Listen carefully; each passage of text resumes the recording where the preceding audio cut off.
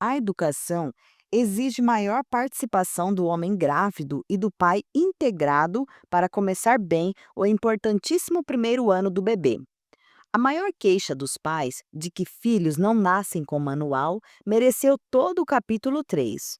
Também mereceram atenção situações críticas como chegada do irmão, hiperatividade, birras, bagunças e pequenas delinquências. Sabemos que não há como prescindir da ajuda de terceiros num mundo em que mãe e pai trabalham fora. Abrimos, por isso, itens especiais para babás, avós e creches. A escola é essencial para a educação infantil desde a mais tenra idade. Portanto, sua boa escolha, o preparo da mochila e as lições de casa são fundamentais, porque estudo é obrigatório. O eterno amor vale enquanto dura, disse o poeta. Não haveria então como deixar de lado os pais separados e as consequências da separação, nas mais diversas situações, assim como seus benefícios quando se adentra o universo dos ex-cônjuges, com seus novos relacionamentos ou mesmo quando levam a vida sozinhos.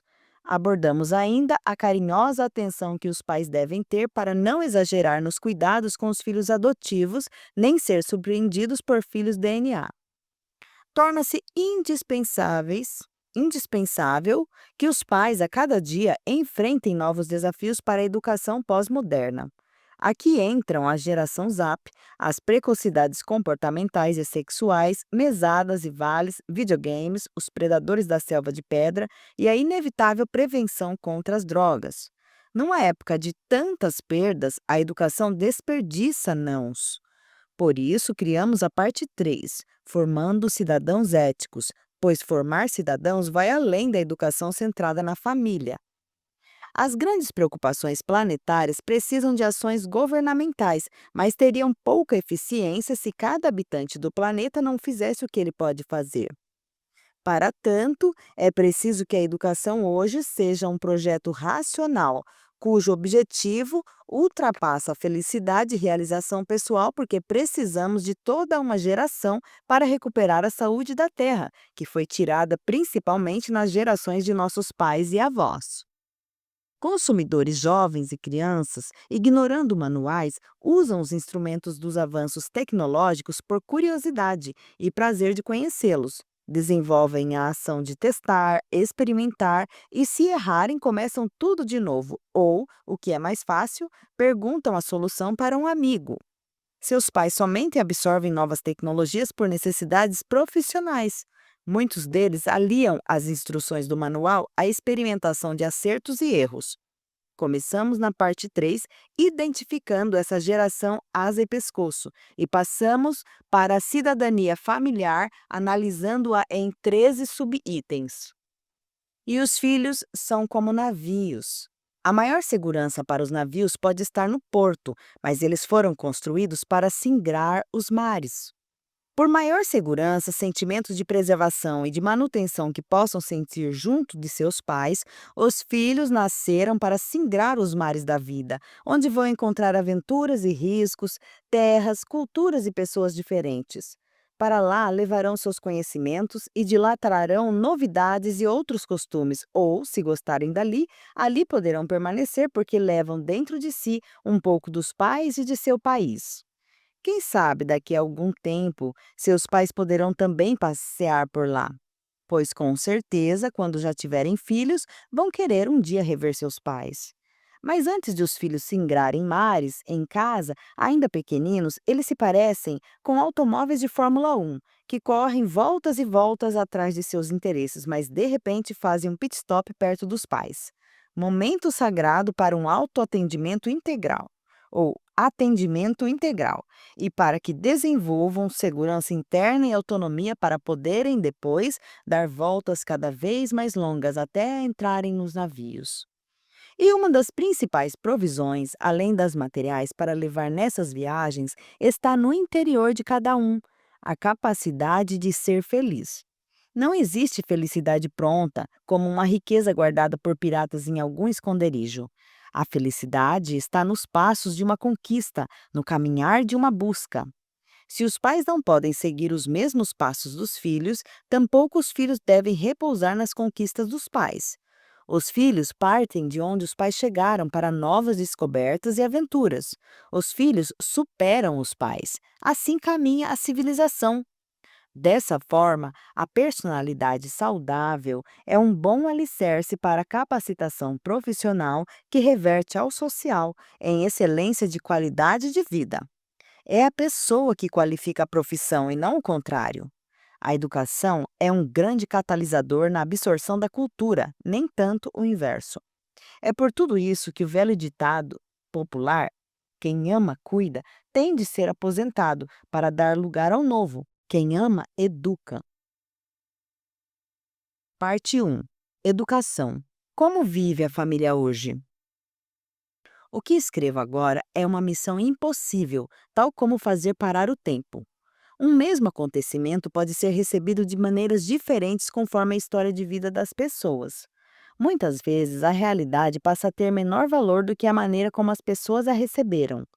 Mesmo assim, ouso escrever algo que possa envolver avós, pais, filhos e netos, homens e mulheres, para expor a ideia da evolução contínua e inexorável que todos nós vivemos.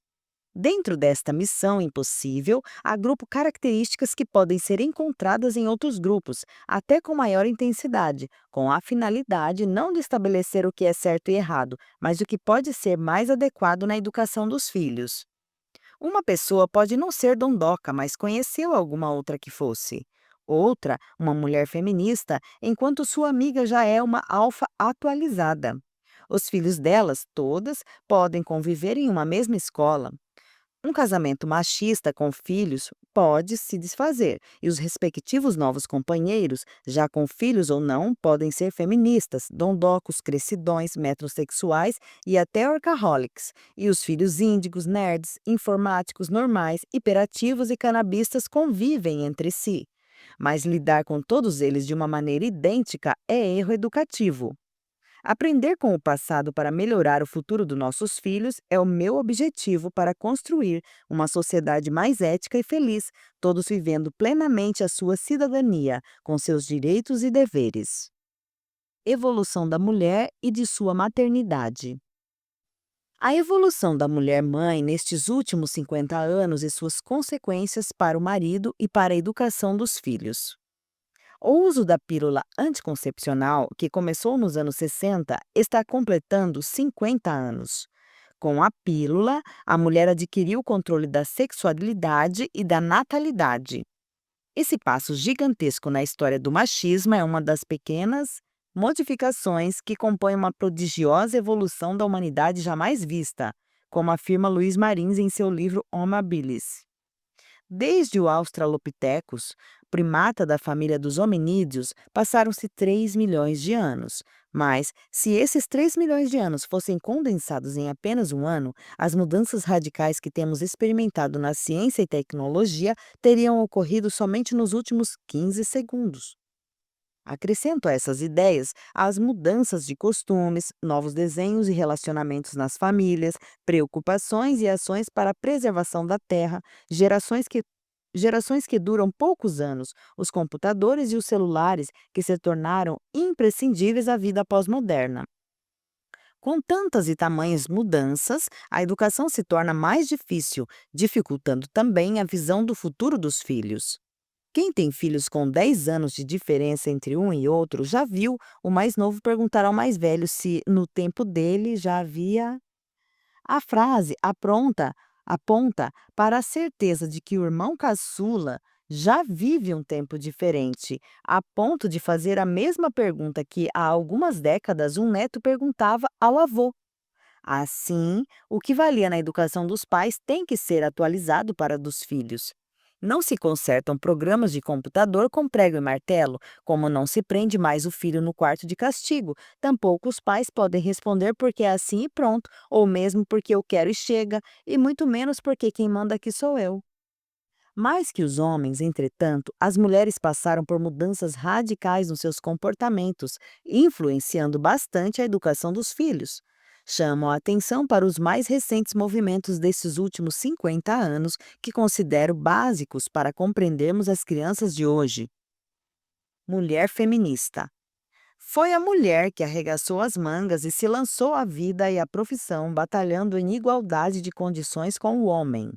Essas mulheres eram duronas, agressivas e por vezes masculinas em busca da independência e de um lugar ao sol. Algumas delas ocuparam cargos antes nunca exercidos por mulheres. Uma das suas precursoras foi Simone de Beauvoir, que no seu livro O Segundo Sexo, de 1949, dizia: Não se nasce mulher, torna-se. Ouso dizer que o machismo tornou feminista a mulher. A mulher feminista é a versão do machismo na mulher. Mãe feminista. Esta mãe mudou o rumo da história da educação.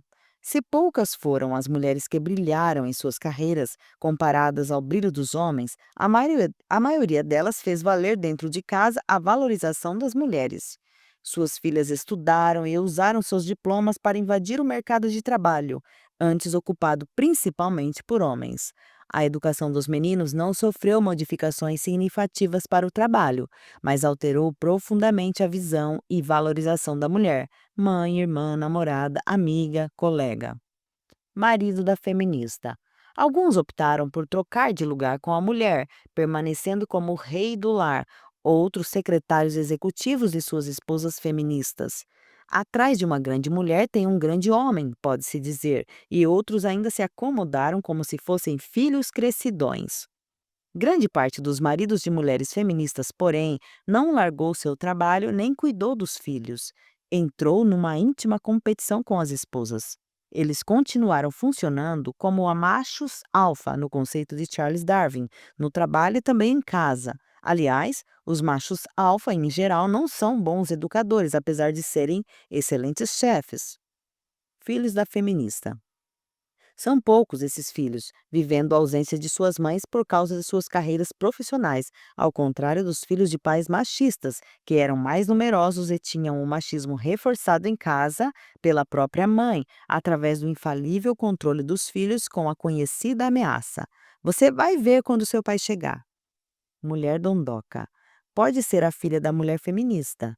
Dondoca, segundo os dicionários, é a mulher de boa situação social, ociosa e fútil. É uma franca reação à mulher feminista. A dondoca, mesmo diplomada em curso superior, quer mais é ser sustentada pelo marido que mantenha também condições de arcar com suas compras, babás e cuidados pessoais, manicure, cabeleireira, motorista, empregada, academia, cirurgias plásticas, mas não quer ser taxada de perua, que, segundo os dicionários, é a mulher de aparência e de comportamento exagerados. Mãe dondoca e a working mother, que é a mulher que trabalha.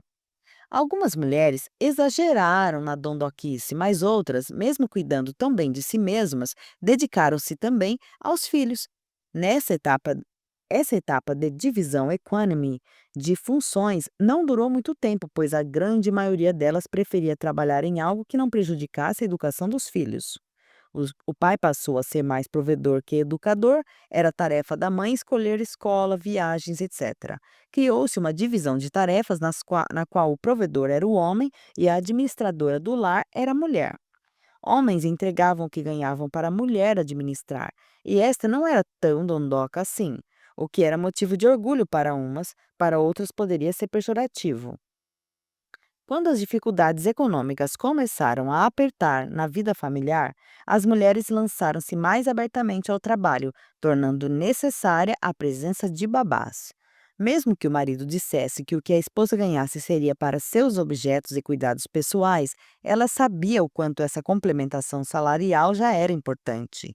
Assim, as mães começaram a viver uma situação no mínimo esquisita. Coitada da mãe que se matava de trabalhar.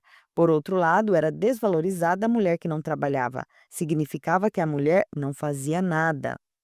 Os filhos já viviam a era da televisão e joguinhos eletrônicos e iam para a escola com 2 ou 3 anos de idade. Os que podiam eram criados como príncipes. Apesar de a dondoquice ser muito conhecida, a maioria silenciosa das mães dessa época começou a trabalhar por necessidades financeiras, pois o mercado de trabalho entrava em crise.